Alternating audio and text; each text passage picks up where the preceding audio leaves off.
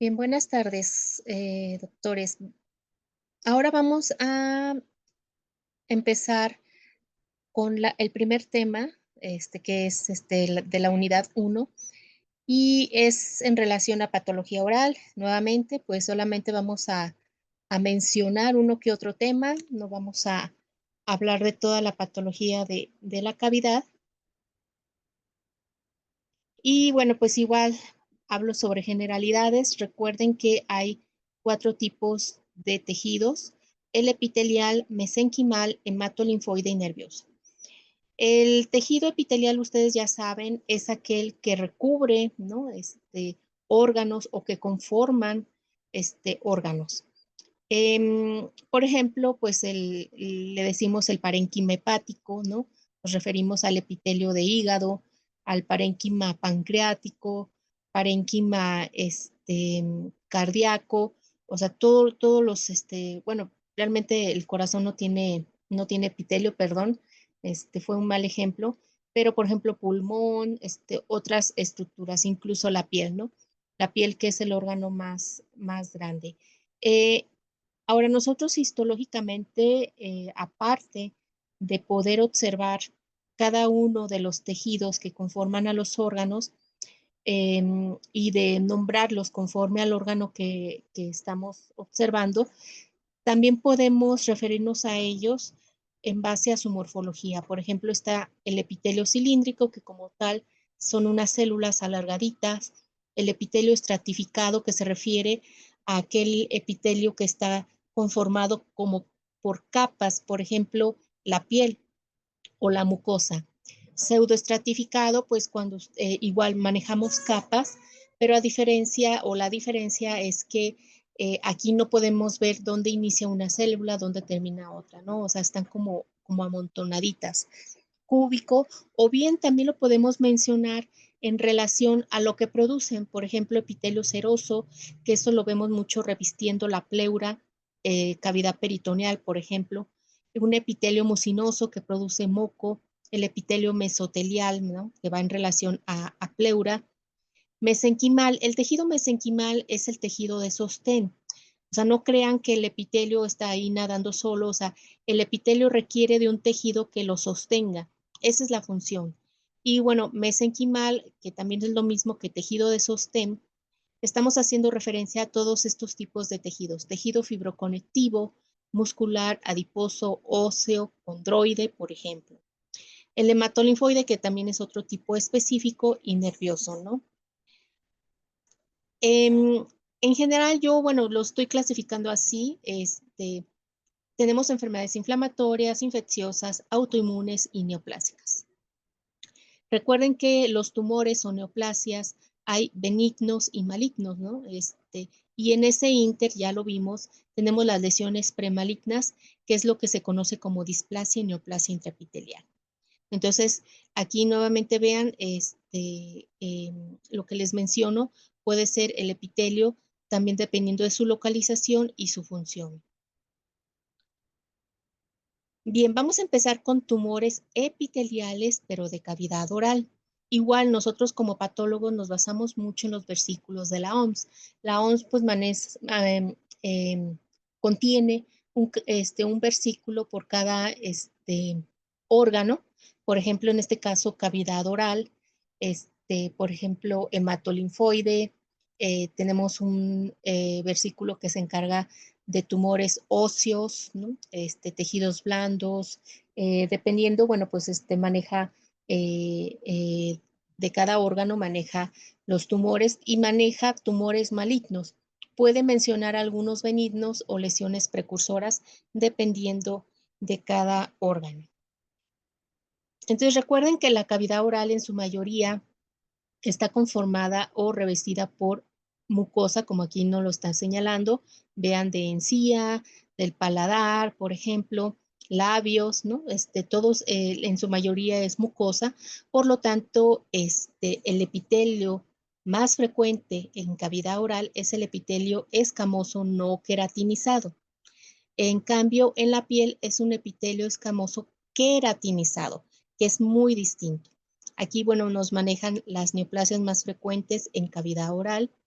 Entonces recuerden, la piel, que es esta, es completamente distinta a lo que viene siendo la mucosa. En el caso de la piel, que aquí tenemos un acercamiento, recuerden que tiene sus capas, una capa basal, un estrato córneo, estrato espinoso, perdón, o también córneo, que le pueden decir, un estrato granuloso, y por último tenemos el epitelio, la superficie que conforma la queratina, ¿no? Entonces, las distintas capas de la epidermis es muy distinto a lo que vemos en la mucosa.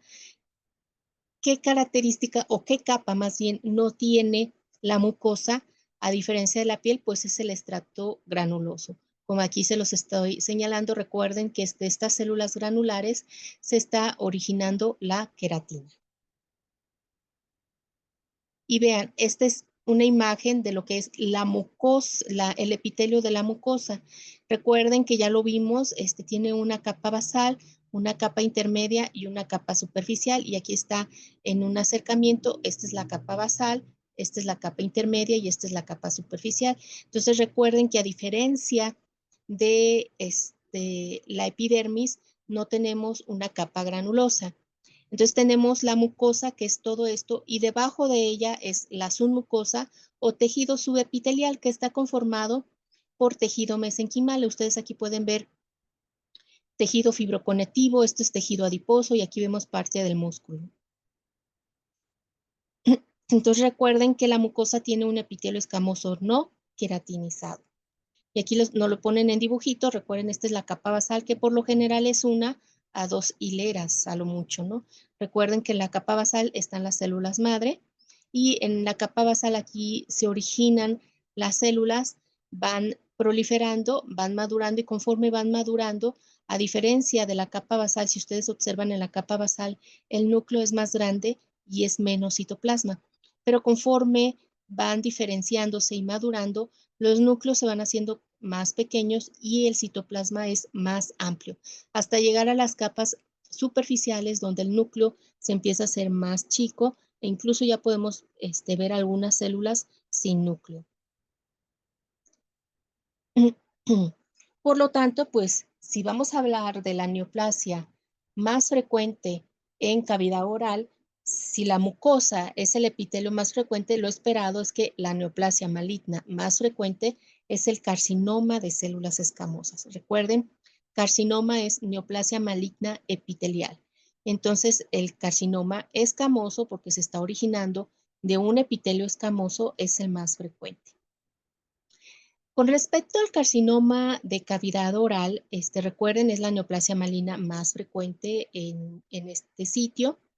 También ustedes lo pueden encontrar como carcinoma epidermoide. Yo en lo general, o por lo general, yo utilizo más carcinoma escamoso, ¿no?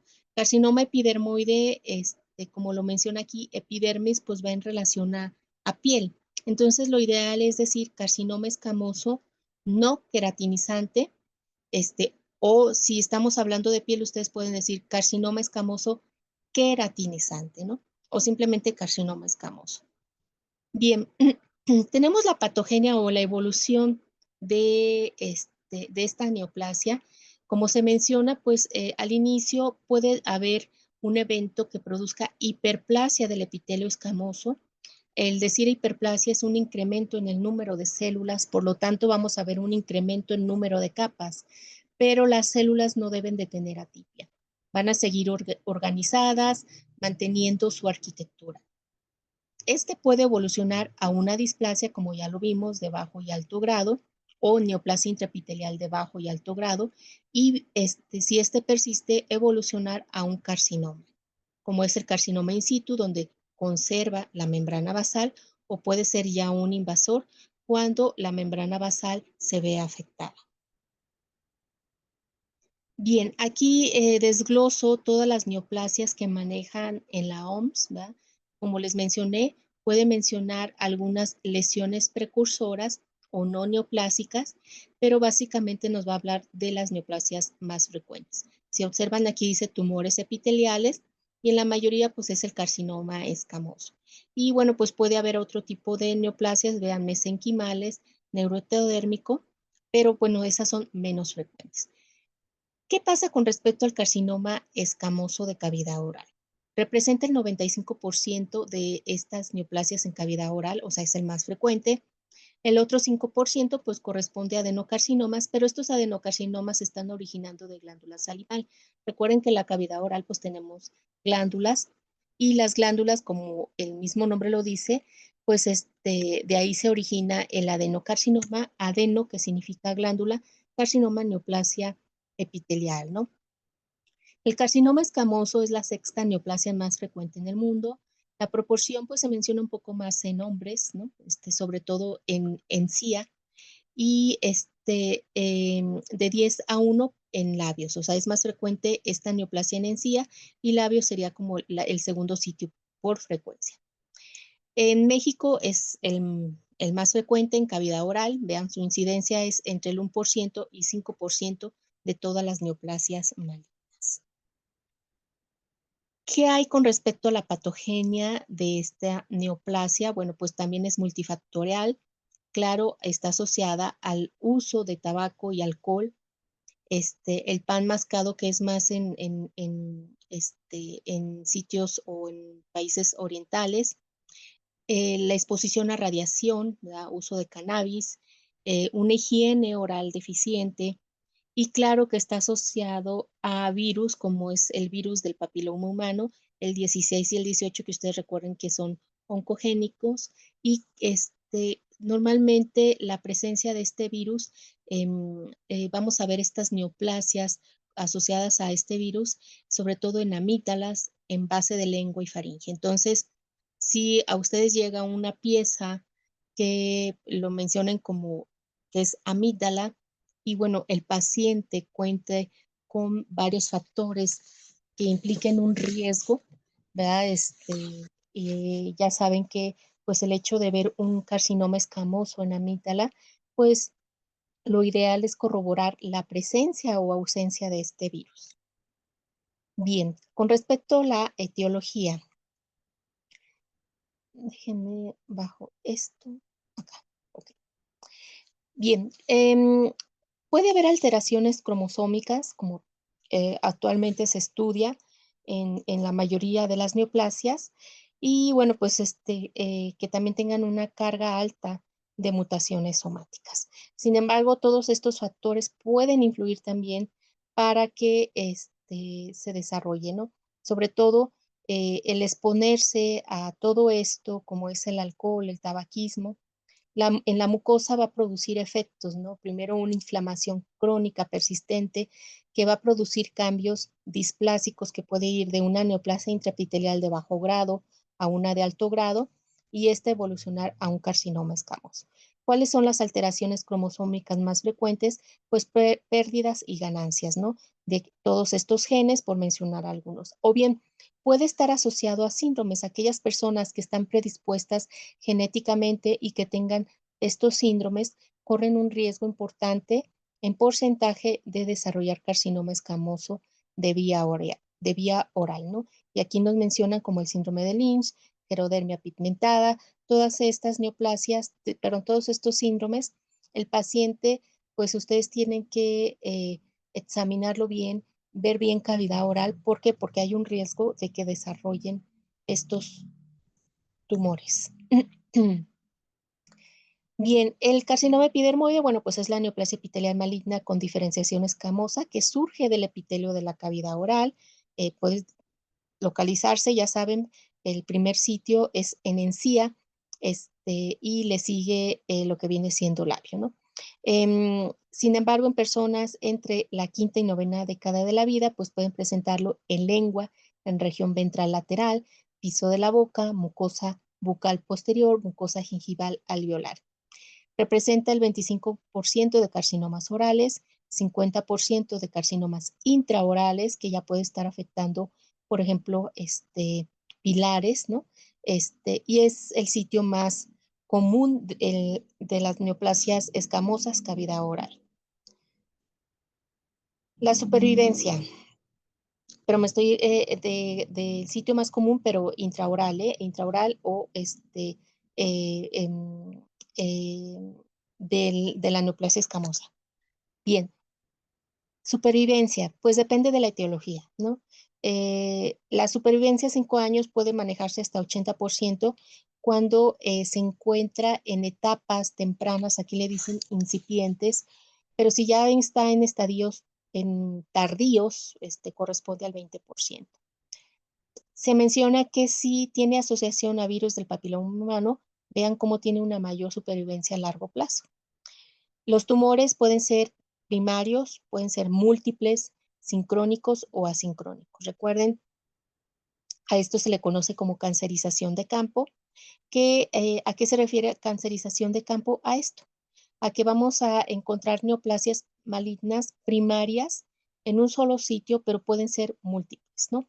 Esto, bueno, pues empezó a estudiarse y vieron que habían varias condiciones. Entre ellas, pues, que los tumores que se diagnostican, pues tienen que confirmarse en relación a su naturaleza, qué tipo histológico corresponden, que se excluya que no sea metástasis, por ejemplo, puede tener un carcinoma lo que se refiere a esto con cancerización de campo, o sea, que puede tener dos tipos de neoplasias, por ejemplo, carcinoma escamoso propio de la cavidad oral y que tenga un adenocarcinoma, por ejemplo, ¿no? De glándula salival. A eso se refiere con cancerización de campo, ¿no? Que ustedes a lo mejor les llega el paciente de primera vez y pues resulta que pues ven, no sé, la glándula parótida afectada y o glándula salival menor, con un tumor y no sé, en lengua ven otro tumor, ¿no? Entonces hay que tomar biopsia de los dos sitios y les dan el reporte en patología de un carcinoma escamoso y de un adenocarcinoma, o sea, son neoplasias completamente distintas histológicamente. A eso se refiere con cancerización de campo, o sea, que pueden tener dos tipos de tumores. Estos pueden ser sincrónicos o metacrónicos. ¿A qué se refiere con sincrónicos? Bueno, esto ustedes ya lo saben. Sincrónicos se refiere a que se detectan, por ejemplo, los dos tumores en el rango de los primeros 6 meses, ¿no? De que se detectan, ¿no? El primario. Por ejemplo, a lo mejor no llega con los dos tumores. El paciente llega y le identifican el carcinoma escamoso. Ya lo tratan, le dan seguimiento y a los 3 meses nuevamente se presenta con otro tumor y ese tumor es un adenocarcinoma. O sea, se presentó en el rango de los primeros 6 meses. Eso es sincrónico. Y metacrónico es cuando es después de los 6 meses. Bien, todo paciente que valoran en cavidad oral, pueden ustedes identificar estas lesiones como aquí ustedes ven aquí, que corresponde a una leucoplaquia, ¿no?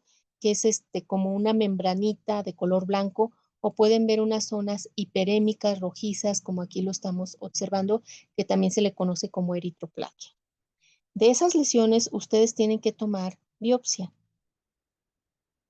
Bien, dentro de las alteraciones moleculares, ya saben que todo factor de riesgo puede condicionar y permitir la evolución hacia una neoplasia maligna, ¿no? En el caso del tabaco, tiene carcinógenos que estos favorecen el crecimiento de células anormales, ¿no? Y van en relación a mutaciones de la vía de los genes supresores tumorales como P53, de P63 y NOSH1, o NOSH1. Y otro, bueno, pues el virus del papiloma humano, que ya lo vimos, por sobreexpresión de P16, que es una proteína que forma parte de la estructura del virus, y la expresión de estas dos proteínas E6 y E7 se encargan de inactivar las vías de P53 y del gen del retinoblastoma. Recuerden que el gen del retinoblastoma y P53, su función es inhibir, ¿no?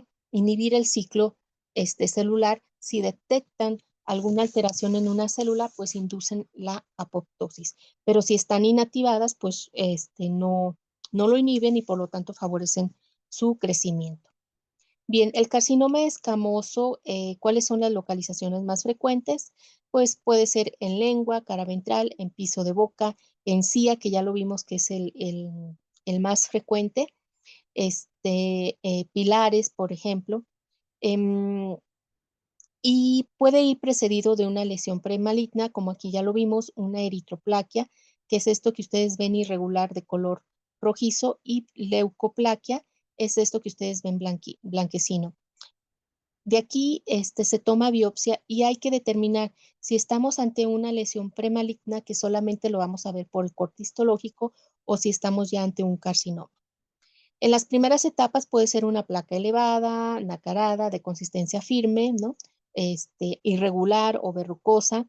Posteriormente, pues estas pueden evolucionar a lesiones ulceradas, irregulares, que incluso ya se palpan o la palpación es más dura.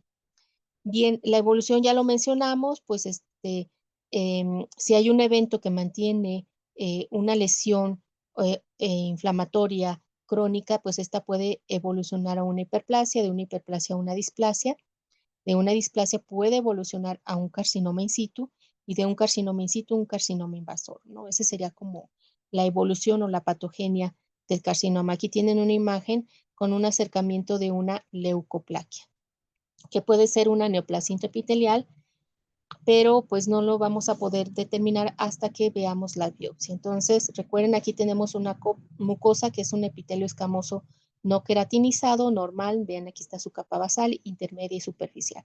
Sin embargo, aquí ya empezamos a ver una alteración, empezamos a ver un mayor incremento en el número de las células de la capa basal. Recuerden que ya se empiezan a ver un poquito desorganizadas, los núcleos se ven un poquito más grandes, hipercromáticos, pues esto ya nos habla de una displasia. Y en, en el caso de una displasia, esta puede ser una displasia de alto grado. Eh, eh, la hiperplasia es esto, ¿eh? No se vayan a confundir. Esto es una displasia y esta es una hiperplasia. Hiperplasia es cuando hay un incremento en el número de células, pero no hay atipia. Y aquí, bueno, pues ya vemos atipia, ya es una displasia de bajo grado. Aquí es una displasia de alto grado. Vean cómo ya los núcleos grandes ya se encuentran en las capas superficiales. Y bueno, lo que les había mencionado, algunos me pueden decir que es una neoplasia intraepitelial de alto grado y otros me pueden decir que ya es un carcinoma in situ. Puede ser, las dos opiniones pueden ser válidas. Vean aquí los núcleos enormes que ya están hasta arriba. Vean una mitosis atípica, aquí hay otra mitosis atípica en la capa intermedia, pues ya estamos ante una neoplasia intraepitelial de alto grado. Y bueno, en una hiperplasia, como yo les mencioné, es un incremento en el número de células y de capas, pero pueden observar que el epitelio pues aún mantiene su arquitectura, las células están ordenaditas, están madurando sin ningún problema, ¿no? Entonces hay un incremento, hay maduración adecuada y no hay atipia nuclear. Bien, histológicamente, ¿qué es lo que vamos a ver? Bueno, pues en las displasias ya lo vimos, vamos a ver atipia nuclear, que es este incremento del núcleo en relación al citoplasma. Los núcleos están hipercromáticos, pleomórficos, hay mitosis atípicas y claro, vamos a ver pérdida de la polaridad. En el caso del epitelio escamoso, yo les dije que se puede clasificar en base a el espesor que esté afectado, es un tercio, segundo tercio, tercer tercio. Recuerden que se afecta el primer tercio, que es en relación a la capa basal, es neoplasia intraepitelial de bajo grado, y si ya está afectando la segunda y la tercera, es neoplasia intraepitelial de alto grado. Y aquí tenemos imágenes o cortes histológicos de una displasia. Como pueden ver, pues todo lo que hemos visto, hay irregularidad del núcleo, los núcleos son más grandes, hipercromáticos. Vean cómo ya las mitosis ya están por arriba. Normalmente en un epitelio normal las mitosis las vemos abajo, pero son mitosis normales, no son mitosis atípicas. Y estas son mitosis atípicas que se encuentran más arriba, ¿no? Entonces estamos ante una neoplasia intraepitelial de alto grado o displasia severa, lo que antes era, y otros podrán decir, no, pues esto ya corresponde a un carcinoma in situ, también es válido. Y em, que mm, por pronóstico, si decimos que es una neoplasia intraepitelial escamosa de alto grado o un carcinoma in situ, lo que en neoplasia, lo que antes era displasia severa, los médicos tratantes, si nosotros decimos que es una displasia severa o neoplasia intraepitelial escamosa severa o de alto grado, lo van a tratar igual que un carcinoma in situ. ¿Por qué? Porque se ha visto que realmente no, el comportamiento clínico, no hay diferencia entre un carcinoma in situ o una displasia severa. Histológicamente para nosotros es difícil poder determinar que sea una y otra porque no hay un criterio específico que nos pueda decir hasta aquí es carcinoma in situ, hasta aquí es neoplasia intraepitelial escamosa de alto grado o severa, pero los clínicos los tratan igual. Bien, estas son las características que ustedes ven en una neoplasia intraepitelial que ya lo mencionamos. Y bueno, si yo les pongo estas imágenes histológicas, pues ustedes pueden decir, bueno, pues esto ya es un carcinoma in situ, ¿sí? Yo ya lo dejaría como un carcinoma in situ. Vean los núcleos enormes, o sea, vean, este está grandísimo, hipercromático, que ya incluso están hasta las capas superficiales. Sin embargo, algo que nos llama la atención abajo del epitelio es este gran infiltrado linfocítico, ¿no? Poder determinar si es un carcinoma escamoso invasor o in situ puede ser un poco difícil. Quiero que vean estas celulitas que están aquí. Estas celulitas semejan mucho al epitelio escamoso. Sin embargo, lo que llama la atención es que ya se encuentran fuera como de la línea basal. Si se fijan, yo estoy siguiendo como la línea basal o la membrana basal y estas celulitas ya se encuentran fuera. Para nosotros es un poco difícil poderlo determinar en los cortes H y E si ya estamos ante un foco de microinvasión o si todavía forma parte de la membrana basal del epitelio escamoso. Pero el hecho de ver este gran infiltrado linfocítico puede sugerirnos que probablemente este foquito ya sea invasión del carcinoma escamoso. Entonces recuerden que en un carcinoma escamoso la membrana basal está preservada, sin embargo, en un carcinoma invasor ya la membrana basal está afectada, ya las células neoplásicas, vean, ya se encuentran más abajo, aquí está un nido, aquí hay otro nido y vean cómo pues la neoplasia se origina del epitelio escamoso y ya sobrepasó la membrana basal. Y aquí ya les tengo un acercamiento, miren, aquí va la membrana basal. Sin embargo, ¿qué anda haciendo este nido abajo? Este otro acá. Vean estas células ya individuales más abajo. O sea, ya estamos ante un carcinoma escamoso invasor. Tipo histológico, bueno, pues nosotros le decimos carcinoma escamoso convencional, ¿no? Que es un carcinoma escamoso invasor, este, bien diferenciado. ¿Por qué? Porque todavía nos recuerda al epitelio escamoso. Aquí podemos ver el epitelio escamoso de donde se está originando, pero aquí, bueno, pues ya la irregularidad y la neoplasia que incluso ya está infiltrando al músculo estriado, ¿no? Y bueno, le decimos bien diferenciado porque vean cómo todavía está formando queratina. Recuerden que las neoplasias las tenemos que gradificar en bien moderado o poco diferenciado. Sin embargo, dentro del epitelio escamoso hay variantes, o sea, no solamente es el convencional. Vean, está el carcinoma escamoso basaloide. ¿Por qué? Porque semejan mucho a la capa basal. Entonces, por eso se le dice basaloide. Recuerden que en la capa basal del epitelio escamoso, las células están acomodaditas como soldados y tienen un núcleo más grande con escaso citoplasma, que es donde se encuentra la célula madre. Entonces, si ustedes se fijan aquí, pues semejan mucho como a esa zona basal. Por eso se le dice carcinoma escamoso basaloide. Escamoso, ¿por qué? Porque es un carcinoma escamoso, pero tiene esta morfología. Entonces, dentro del carcinoma escamoso existen subtipos, ¿no? Este es uno. Está el carcinoma escamoso de células fusiformes, que son estas alargaditas que ven aquí, fusiformes porque semeja como a la hoja de una planta, que están alargadas. El carcinoma escamoso acantolítico, se le dice acantolítico porque las células están como flotando, como separadas, ¿no? Donde los desmosomas ya no las mantienen unidas, sino que están separadas por ahí flotando, ¿no? Y bueno, tenemos el carcinoma escamoso papilar porque está formando estas proyecciones papilares. Vean, aquí están los vasitos de las papilas. El carcinoma escamoso linfoepitelial, ¿por qué? Porque vemos aquí el carcinoma escamoso que lo estoy señalando y estas zonas pues corresponden a linfocitos, ¿no? Por eso se le dice linfoepitelial. Recuerden el grado histológico que les había mencionado, perdón, bien diferenciado o moderadamente diferenciado. ¿Por qué? Porque veo unas células que todavía asemejan parte del epitelio escamoso, pero vean estas enormes y pleomórficas completamente, ¿no? Y poco diferenciado. Patrones de infiltración. Bueno, en la OMS nos manejan patrones de infiltración. Puede ser un patrón empujante, ¿no? Es decir, el epitelio empuja estructuras adyacentes como puede ser, pues no sé, las glándulas, el mismo estroma, pero no las destruye, las empuja. Puede formar cordones, ¿no? Como aquí, que está formando unos cordoncitos. Puede presentarse como islas tumorales grandes, donde vamos a ver agregados de células, pero deben de ser solamente 15 células, ¿no? Esos son agregados tumorales. Puede formar pequeñas islas tumorales cuando son menos de 15 células, ¿no? O puede formar nódulos, que le dicen también nódulos satélites.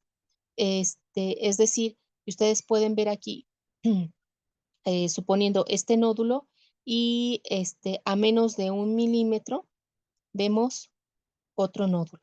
Este es un nódulo, este es otro nódulo, a eso se refiere, ¿no?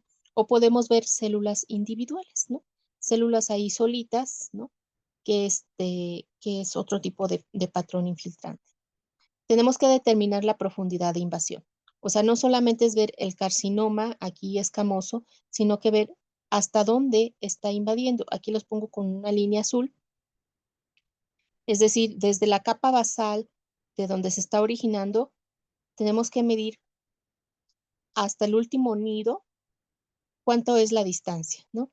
Pueden ser, no sé, suponiendo 2 centímetros de aquí a acá, son 2 centímetros de profundidad, ¿no?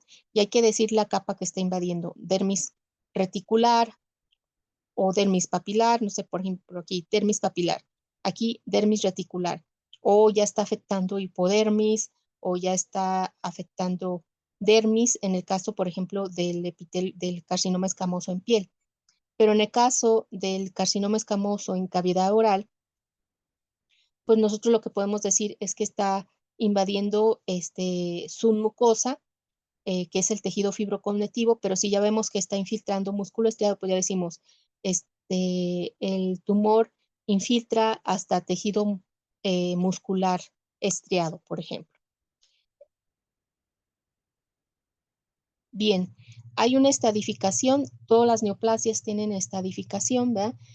Hay una estadificación de patología, que es el PT1, que es un tumor menor o igual a 2 centímetros, con profundidad de invasión menor o igual a 5 milímetros, ¿no? O sea, el tumor mide menos de 2 centímetros y tiene una profundidad de 5 milímetros. Y dependiendo, pues es el estadiaje que se le da a la neoplasia. Entonces se puede decir, no sé, este tumor tiene un PT1, un PN0, N recuerden que es de ganglios y M es de metástasis, entonces sería PT1, N0, M0, ¿no? Metástasis porque pues no sabemos si tiene metástasis.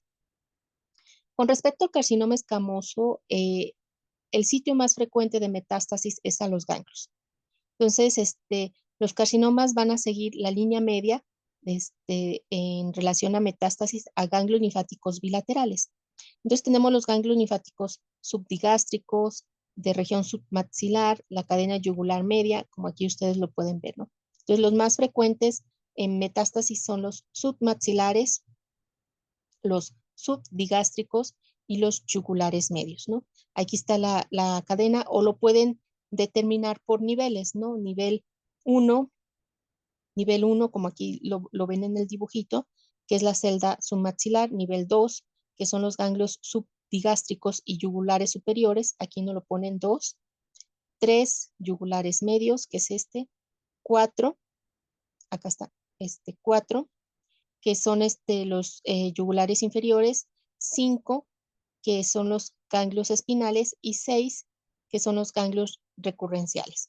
Entonces, cuando ya hay sospecha de metástasis a ganglios, nos mandan la disección ganglionar y por lo general los médicos especialistas o los cirujanos nos refieren con cuentas que son como unas, que son las, ¿cómo se puede decir? Como mm, bolitas, con las que hacen los niños, o bueno, más bien las niñas, que hacen collares, ¿no? Así de juguetito, nos los mandan con esas cuentas de colorcitos y no lo refieren, ¿no? Por ejemplo, el nivel uno es la cuenta amarilla, el nivel 2 es la cuenta azul, nos las ponen con colores y nos delimitan, de dónde a dónde va cada uno de los niveles. Metástasis a distancia, pues sería pulmón y hueso, sobre todo cuando son menores de 45 años. También depende de la ubicación del tumor, los estadios en los que se localice y el grado histológico, ¿no? O sea, a mayor grado histológico y estadio tardío, pues hay mayor riesgo de metástasis. Ahora, ya lo vimos, cancerización de campo se refiere a los segundos tumores primarios. En un 20 a 30% pueden desarrollar una segunda neoplasia primaria. La incidencia anual es del 8%, sobre todo cabeza y cuello y pulmón. Entonces, a lo mejor el paciente tiene un carcinoma escamoso en lengua y a los 3 meses pues le identifican un linfoma, ¿no? O sea, a eso se refiere, son dos tipos de neoplasias distintas. Si yo les pongo esta imagen histológica, pues ustedes tienen que mencionarme a qué carcinoma corresponde y bueno, pues si yo veo la imagen de la neoplasia, pues me recuerda mucho al epitelio escamoso, está queratinizando, entonces yo ya aquí ya puedo dar un diagnóstico, decirle al cirujano o al médico especialista, es un carcinoma escamoso, queratinizante, moderadamente diferenciado. Entonces ya ustedes ya dieron un diagnóstico. Clínicamente, pues el paciente puede estar asintomático, referir dolor, alteración en sensibilidad, restricción de movimiento y restricción de eglución, dependiendo de dónde se localice la neoplasia. Entonces recuerden, estas leucoplaquias o eritroplaquias, pues son las que tienen que examinar, tomar biopsia y hay que determinar si corresponde a una neoplasia intraepitelial o carcinoma. Bien, con respecto al carcinoma escamoso,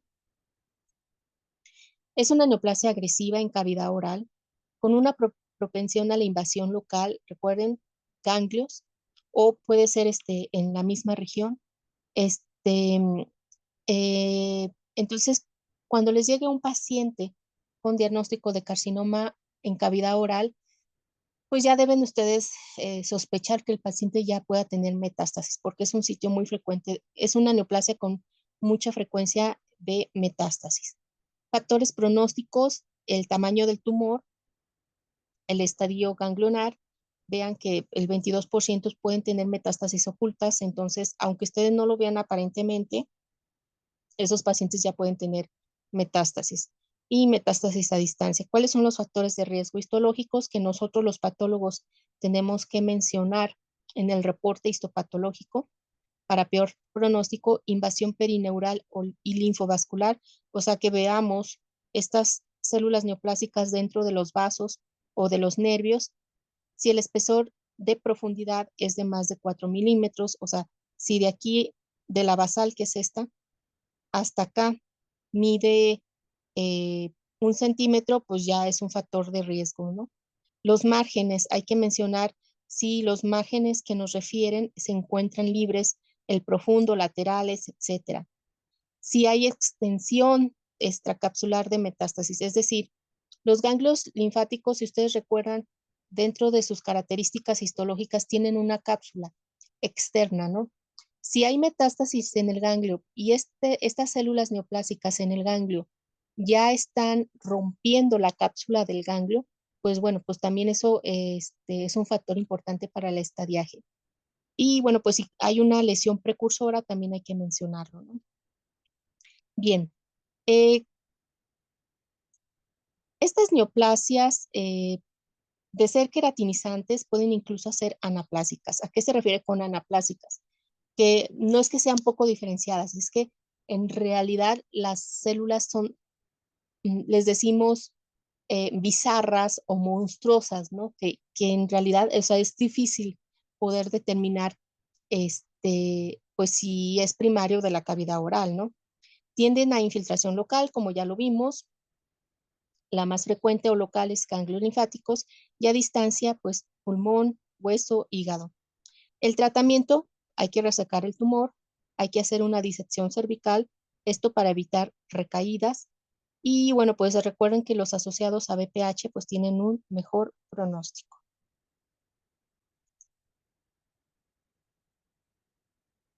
Bien, dejamos hasta aquí la primera parte de esta unidad.